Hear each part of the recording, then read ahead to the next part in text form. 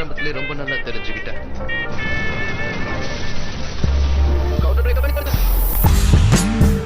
இது நல்லதுக்கே இல்லை.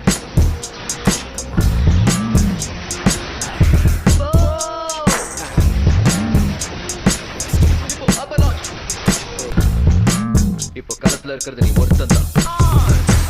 என் பேரை கேட்டு கால் நடுங்க, சொல்லாதே என்று உந்தன் வாயடைக்க, என் மீது கோபம் இங்கு பார்த்தொடுக்க, என் பின்னே வீச இங்கும் வாழெடுக்க.